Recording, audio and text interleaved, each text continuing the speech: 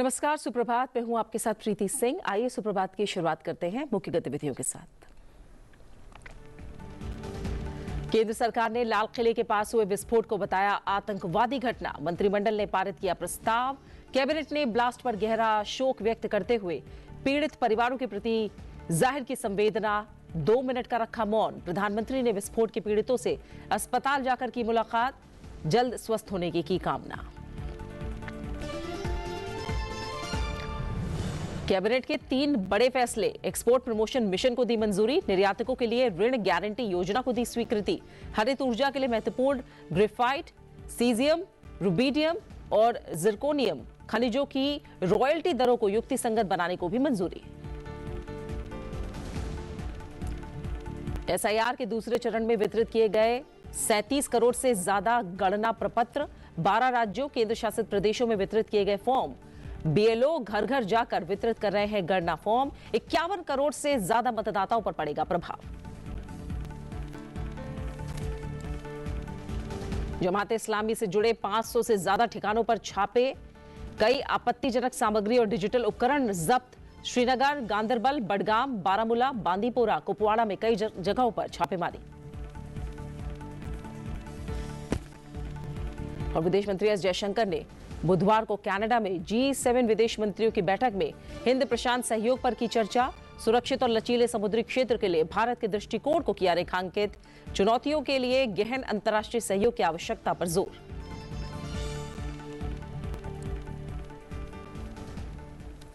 केंद्र सरकार ने दिल्ली कार ब्लास्ट को आतंकी हमला माना है। बुधवार को केंद्रीय कैबिनेट की बैठक में लाल किले के पास हुए टेरर अटैक पर प्रस्ताव पारित किया गया। कैबिनेट ने ब्लास्ट पर गहरा शोक जाहिर किया और पीड़ित परिवारों के प्रति संवेदना जताई। 2 मिनट का मौन रखा। केंद्रीय मंत्री अश्विनी वैष्णव ने प्रस्ताव पढ़ा और कहा कि देश ने 10 नवंबर को लाल किले के पास कार विस्फोट के माध्यम से राष्ट्र विरोधी ताकतों द्वारा किए गए जघन्य आतंकी हमले को देखा है।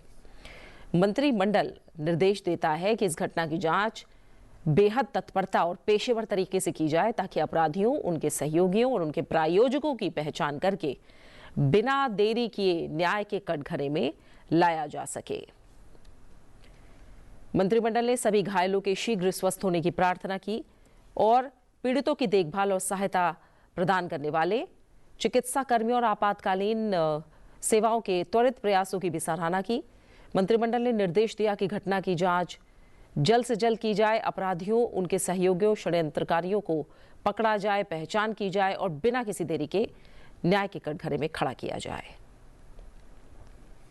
The cabinet expressed its profound grief over the loss of lives in the terrorist incident involving a car explosion near the Red Fort in Delhi on the evening of 10th November 2025. The cabinet observed 2 minutes silence in honor of the innocent lives lost. The cabinet adopted the following resolution. The country has witnessed a heinous terror incident perpetrated by anti-national forces through a car explosion near the Red Fort on the evening of 10th November 2025. The explosion resulted in multiple fatalities and caused injuries to several others.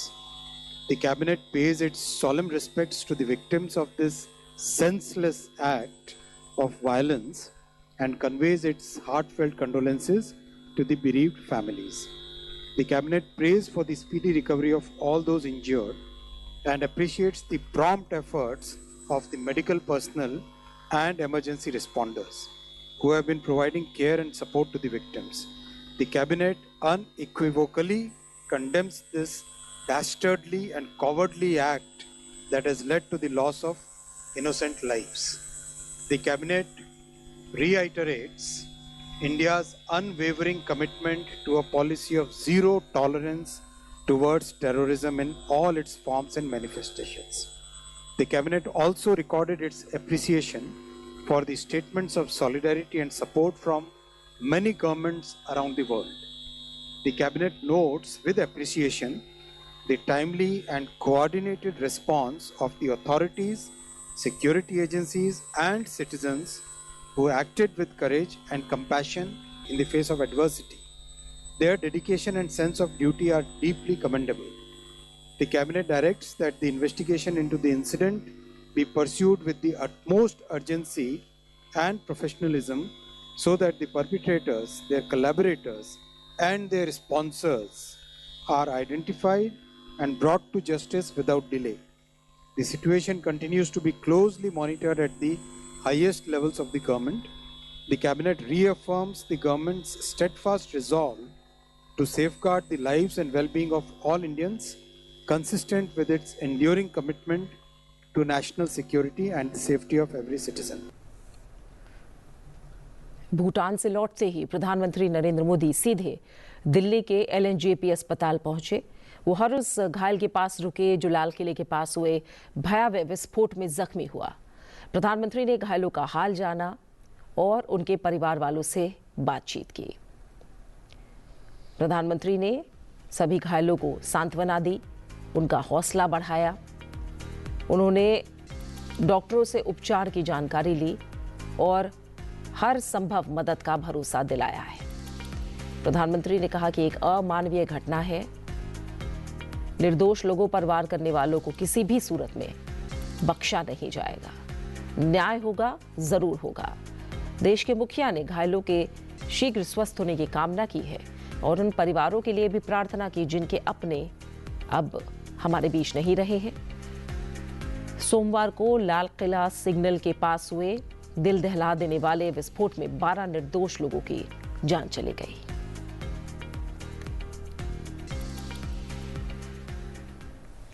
प्रधानमंत्री नरेंद्र मोदी की अध्यक्षता में बुधवार को ही cabinet meeting में 3 बड़े फैसले लिए गए। इनमें एक्सपोर्ट प्रमोशन मिशन को मंजूरी, निर्यातकों के लिए ऋण गारंटी योजना को स्वीकृति और महत्वपूर्ण खनिजों पर रॉयल्टी को युक्ति संगत बनाने को मंजूरी दी गई है। कैबिनेट ने वित्त वर्ष 2025-26 से वित्त वर्ष 2030-31 तक के लिए 25,060 करोड़ रुपए के निर्यात प्रोत्साहन मिशन को मंजूरी दी है। एक्सपोर्ट प्रमोशन मिशन का उद्देश्य भारत के निर्यात को संरचनात्मक रूप से सशक्त बनाना, क्रेडिट एक्सेस आसान करना और अंतर्राष्ट्रीय व्यापार मानकों के अनुरूप निर्यात उत्पादों की क्वालिटी को बढ़ाना है। This is a very comprehensive mission which has been approved by the cabinet under the leadership of our honorable prime minister. आज ये एक्सपोर्ट प्रमोशन मिशन स्टार्ट किया गया है। 25,060 करोड़ रुपए का इसका आउटले है। 6 साल की इसकी अवधि है और इसमें बहुत ही कॉम्प्रिहेंसिव तरीके से पूरे कंप्लीट एक्सपोर्ट के इकोसिस्टम को सपोर्ट करने का इसमें डिसीजन लिया गया है। प्रायोरिटी उन सेक्टर्स को दी जाएगी जिनके ऊपर अभी एक एडवर्स इम्पैक्ट है, जैसे टेक्सटाइल है, लेदर है, जेम्स ज्वेलरी है, इंजीनियरिंग गुड्स और मैरीन प्रोडक्ट्स है। 2 इसके पिलर्स हैं। पहला पिलर है निर्यात प्रोत्साहन और दूसरा है निर्यात दिशा। फर्स्ट पिलर इज निर्यात प्रोत्साहन एंड सेकंड वन इज निर्यात दिशा। इसका कंप्लीट डिजिटल इम्प्लीमेंटेशन होगा कॉमर्स मिनिस्ट्री में। निर्यात प्रोत्साहन आपके सामने अभी ये प्राइमरीली क्रेडिट की अवेलेबिलिटी और क्रेडिट की कॉस्ट कम हो उस पर फोकस किया है। कैबिनेट ने एक्सपोर्टर्स गारंटी स्कीम के तहत 20,000 करोड़ रुपए का प्रावधान किया है, जिससे निर्यातकों को वित्तीय सुरक्षा मिलेगी और अंतर्राष्ट्रीय व्यापार में जोखिम कम होगा। इस स्कीम के तहत national credit guarantee trustee company limited निर्यातकों को 100% क्रेडिट गारंटी कवरेज प्रदान करेगी। जिस तरह का आज ग्लोबल एनवायरनमेंट है, जियो इकोनॉमिक एनवायरनमेंट है, जिसमें कुछ देश अपनी पॉलिसीज के कारण बाकी देशों पे तकलीफ ला रहे हैं, तो उन सब तकलीफों से हमारे एक्सपोर्टर्स को कैसे हम प्रोटेक्शन दे सकें, वो इस स्कीम में 20,000 करोड़ रुपीस की इस स्कीम में ये है additional credit support for exporters and specially the MSMEs। बहुत डीप कंसल्टेशन हुआ है पिछले 1-1.5 महीने में, जिसमें finance ministry, industry ministry, commerce ministry और रेलेवेंट डिपार्टमेंट्स सब ने मिलके एक्सपोर्टर्स के साथ बातचीत की है। तो उन सब का बहुत क्लियर एक रिकमेंडेशन आया था कि जो क्रेडिट की अमाउंट है और जो क्रेडिट का पीरियड है और जो क्रेडिट का कॉस्ट है उसको सिग्निफिकेंटली रिड्यूस करने के लिए गवर्नमेंट स्टेप ले। तो इसके लिए आज 20,000 करोड़ रुपीस का एक नई स्कीम चालू की गई है जिसमें additional 20% credit capital, additional working capital 20% दिया जाएगा एक्सपोर्टर्स को। मान लो किसी की 100 करोड़ रुपीस की एक्सपोर्ट क्रेडिट की लाइन है, वर्किंग कैपिटल की लाइन है, 20 करोड़ और एक्स्ट्रा मिलेगा और उसमें इंटरेस्ट की कॉस्ट कम रहेगी और उसमें भी एक कैप लगाया गया है कि बैंकिंग सेक्टर से इंटरेस्ट होगा तो उसका कैप इतना है, एनबीएफसी से इंटरेस्ट है तो उसका एक कैप है और इंटरेस्ट को प्रीवियस क्रेडिट से 1% लेस पे रखना है। वहीं सरकार ने घरेलू उत्पादन को बढ़ावा देने के उद्देश्य से ग्रेफाइट, सीजियम, रुबीडियम और जिरकोनियम जैसे महत्वपूर्ण खनिजों पर रॉयल्टी दरों को युक्तिसंगत बनाने को मंजूरी दी है। मंत्रिमंडल के इस फैसले से सीजियम, रुबीडियम और जिरकोनियम युक्त खनिज ब्लॉक की नीलामी को बढ़ावा मिलेगा। इससे न सिर्फ इन खनिजों को बल्कि इनसे जुड़े जो अन्य महत्वपूर्ण खनिज हैं जैसे लिथियम, टंगस्टन, REES और नियोबियम को भी लाभ मिलेगा। तीसरा फैसला लिया गया क्रिटिकल मिनरल्स प्रोडक्शन। कुछ क्रिटिकल मिनरल्स देश में ऐसे हैं अवेलेबल जिनके रॉयल्टी के स्ट्रक्चर को चेंज करने की ज़रूरत थी। बहुत ज़्यादा हाई रॉयल्टी इम्पोज करके रखी हुई थी, उनको रिड्यूस किया गया। पहला है ग्रेफाइट, दूसरा है जिरकोनियम, तीसरा है रुबीडियम और चौथा है सीजियम। इन तीनों पे आज कैबिनेट में फैसला हुआ कि इनके ऊपर जो रॉयल्टी है वो रिड्यूस की जाएगी जिससे कि इनका प्रोडक्शन बढ़े। और ये सारे के सारे ऐसे एलिमेंट्स हैं जिसका देश में बहुत उपयोग है, खासकर electric vehicle industry, electronics manufacturing industry और स्ट्रैटेजिक सेक्टर्स में, सब में इनका बहुत उपयोग है। तो ये जो फैसला लिया गया है आज, उससे जो नए ब्लॉक्स अभी ऑक्शन होने वाले हैं, ग्रेफाइट, जिरकोनियम, रुबीडियम और सीजियम के नए ब्लॉक्स जो ऑक्शन होने वाले हैं, उसमें अच्छा पार्टिसिपेशन भी आएगा और ओवरऑल प्रोडक्शन को इंक्रीज करने में इससे मदद मिलेगी। ओवरऑल इसके लिए लॉ को अमेंड करने की ज़रूरत, केवल शेड्यूल को अमेंड करने की ज़रूरत है, लॉ के मेन टेक्स्ट में अमेंडमेंट की ज़रूरत नहीं। राष्ट्रपति द्रौपदी मुर्मू अफ्रीका यात्रा के अंतिम चरण में बोत्सवाना पहुंची, जहां उनका भव्य स्वागत हुआ। राष्ट्रपति ने यहां संसद को संबोधित किया। दुनिया के सबसे बड़े लोकतंत्र की आवाज ने बोत्सवाना की संसद में लोकतंत्र को लेकर अपने विचार साझा किए। राष्ट्रपति ने कहा कि भारत सभी क्षेत्रों में बोत्सवाना के साथ अपनी साझेदारी को और अधिक गहरा करने, अपने विकास अनुभव को साझा करने के लिए प्रतिबद्ध है। उन्होंने कहा कि अफ्रीका भविष्य का महाद्वीप है। अपनी युवा जनसांख्यिकी और विशाल प्राकृतिक संसाधनों के साथ ये महाद्वीप वैश्विक अर्थव्यवस्था के विकास को गति दे सकता है। भारत और बोत्सवाना के बीच 1966 में राजनयिक संबंध स्थापित हुए थे, जो 2026 में 60 वर्ष पूरे करेंगे। India and Botswana share a natural friendship, one that is built on mutual trust and respect, shared values, and a common belief in democracy and human dignity. It is a friendship that has been built not with words and promises, rather on the bedrock of hard work, dedication, and people-oriented delivery. Over the decades, our partnership has not only been reinforced by our past collaboration, but also by the promise of its bright future. I am happy that my visit is taking place in the backdrop of our expanding partnership and also in the run-up to the 60th anniversary of establishment of our diplomatic relations next year. Bharat और Botswana ने बुधवार को औपचारिक रूप से 8 चीतों को अफ्रीकी देश से भारत लाने के समझौते की घोषणा की। ये घोषणा राष्ट्रपति द्रौपदी मुर्मू की बोत्सवाना यात्रा के दौरान की गई। राष्ट्रपति द्रौपदी मुर्मू ने अपने समकक्ष राष्ट्रपति ड्यूमा गिदोन बोको और बोत्सवाना की जनता का आभार जताया और कहा कि हम इन चीतों का अच्छे से ख्याल रखेंगे।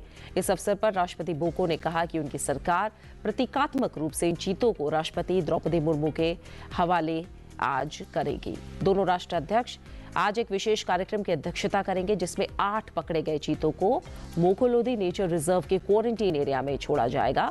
ये भारत को बोत्सवाना द्वारा चीतों के प्रतीकात्मक हस्तांतरण का हिस्सा होगा, जो प्रोजेक्ट चीता और वन्यजीव संरक्षण की साझा पहल के तहत किया जा रहा है। It gives me special pleasure to note that Botswana is to reintroduce cheetahs in India under Project Cheetah. This is a unique wildlife conservation initiative of Government of India, which aims to restore the cheetah to India's ecosystems.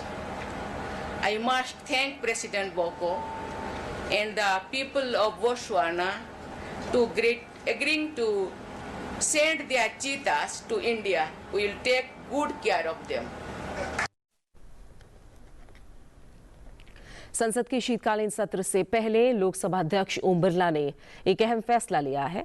उन्होंने 130वें संविधान संशोधन विधेयक पर चर्चा के लिए JPC का गठन कर दिया है, यानी ये जॉइंट पार्लियामेंट्री कमेटी का गठन हुआ है। लोकसभा अध्यक्ष ओम बिरला ने लोकसभा सांसद अपराजिता सारंगी को इसका अध्यक्ष बनाया है।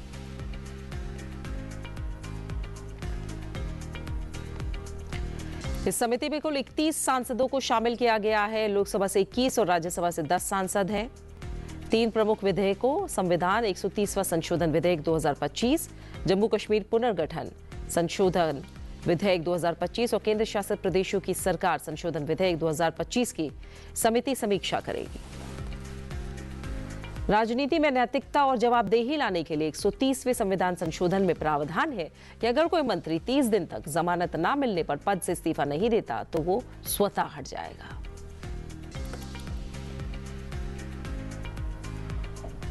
विदेश मंत्री एस जयशंकर ने बुधवार को कनाडा में G7 विदेश मंत्रियों की बैठक में हिंद प्रशांत सहयोग पर चर्चा की और सुरक्षित और लचीले समुद्री क्षेत्र के लिए भारत के दृष्टिकोण को रेखांकित किया है। इस बैठक में वैश्विक व्यापार और आर्थिक स्थिरता के लिए महत्वपूर्ण सुरक्षित और खुले जलमार्ग सुनिश्चित करने पर ध्यान केंद्रित किया गया।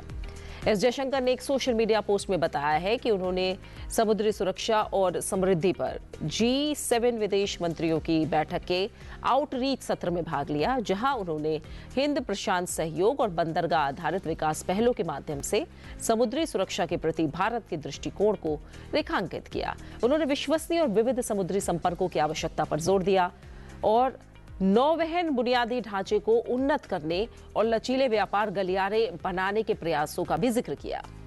विदेश मंत्री ने महत्वपूर्ण समुद्री अवसंरचना की सुरक्षा के लिए बेहतर समन्वय पर भी जोर दिया है।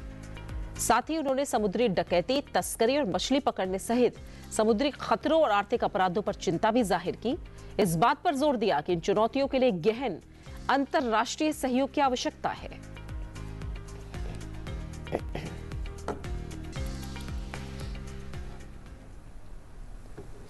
विदेश मंत्री एस जयशंकर ने कनाडा के ओंटारियो में G7 विदेश मंत्रियों की बैठक के इतर अपने अंतर्राष्ट्रीय समकक्षों से भी मुलाकात की। विदेश मंत्री ने कनाडा के विदेश मंत्री अनीता आनंद को इस आयोजन की मेजबानी के लिए बधाई दी है। नए रोड मैप 2025 के कार्यान्वयन में हुई प्रगति की सराहना की। उन्होंने कहा कि भारत इस द्विपक्षीय साझेदारी को और अधिक मजबूत बनाने की आशा करता है। एस जयशंकर ने मेक्सिको के विदेश मंत्री डॉक्टर जुआन रामोन डे ला पुएंते से भी मुलाकात की है। इस दौरान व्यापार, वाणिज्य, स्वास्थ्य और फार्मास्यूटिकल्स के साथ ही विज्ञान और टेक्नोलॉजी के क्षेत्र में दोनों देशों ने अपने सहयोग को आगे बढ़ाने पर चर्चा की।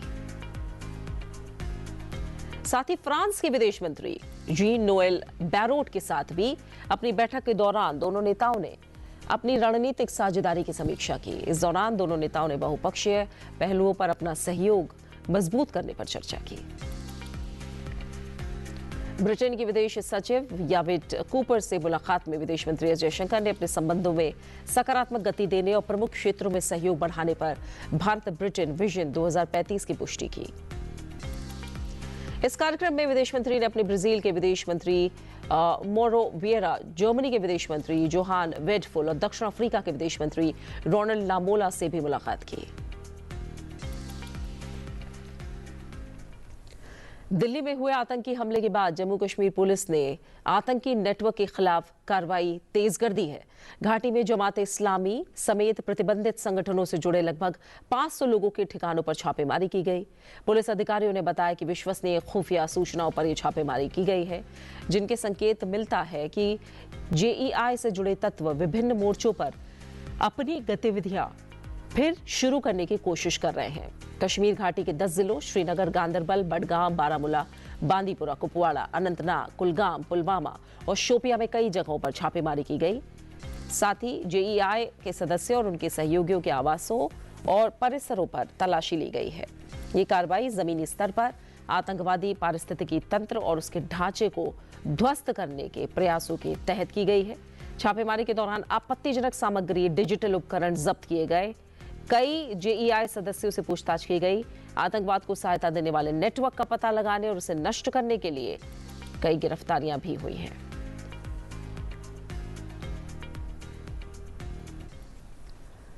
चुनाव आयोग ने बुधवार को कहा है कि 9 राज्यों और 3 केंद्र शासित प्रदेशों में चल रहे स्पेशल इंटेंसिव रिवीजन के तहत अब तक 37 करोड़ से ज्यादा गणना फॉर्म वितरित किए जा चुके हैं। ये फॉर्म बूथ स्तर के अधिकारियों ने इन राज्यों और केंद्र शासित प्रदेशों में मतदाताओं को बांटे हैं। एसआईआर के दूसरे चरण के तहत 9 राज्यों और 3 केंद्र शासित प्रदेशों में मतदाता सूची को दुरुस्त करने के इस अभियान में लगभग 51 करोड़ मतदाता शामिल होंगे। आयोग ने बुधवार को जारी एक बुलेटिन में कहा है कि पश्चिम बंगाल में 7 करोड़ 66 लाख से ज्यादा मतदाताओं के लिए अब तक 6 करोड़ 80 लाख या फिर एक तरह से कहें तो 88.8% जो गणना फॉर्म है वो वितरित किए जा चुके हैं। जिन राज्यों और केंद्र शासित प्रदेशों में एसआईआर आयोजित की जा रही है उनमें अंडमान निकोबार, छत्तीसगढ़, गोवा, गुजरात, राजस्थान, मध्य प्रदेश, उत्तर प्रदेश और लक्षद्वीप शामिल हैं। इसके अलावा पश्चिम बंगाल, तमिलनाडु, केरल और पुदुचेरी में भी एसआईआर जारी है। एसआईआर का दूसरा चरण औपचारिक रूप से इन राज्यों और केंद्र शासित प्रदेशों में 4 नवंबर को गणना फॉर्म के वितरण के साथ शुरू हो गया। 4 दिसंबर तक ये जारी रहेगा। बीएलओ घर घर जाकर फॉर्म वितरित कर रहे हैं। एसआईआर से इन राज्यों और केंद्र शासित प्रदेशों में 51 करोड़ से ज्यादा मतदाताओं पर प्रभाव पड़ने की संभावना है।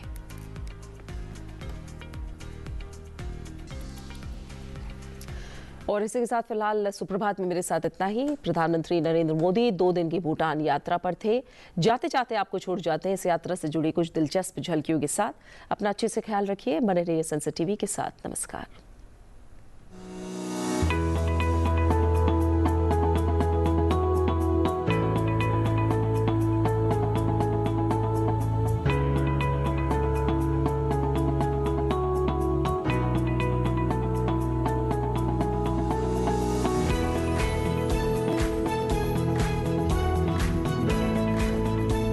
भारत और भूटान सिर्फ सीमाओं से नहीं, संस्कृतियों से भी जुड़े हैं।